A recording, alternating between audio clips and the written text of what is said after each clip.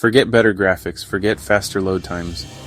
The real revolution in gaming is happening deep inside the code, and it's way bigger than anyone realizes. AI is quietly building worlds bigger than human developers ever could.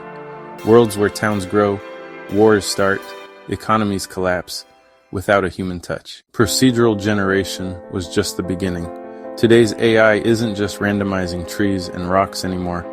It's writing side quests, creating unique NPCs with personal dreams, even inventing its own religions inside game worlds. But here's the part they don't tell you.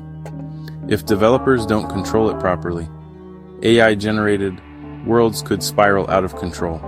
Imagine a cute farming game where a violent uprising breaks out because the AI villagers get too realistic. It's not just fantasy anymore. It's a real risk. And the next big indie RPG coming later this year, they're letting their AI fully control the villain's rise to power, meaning even the devs don't know how the game will end.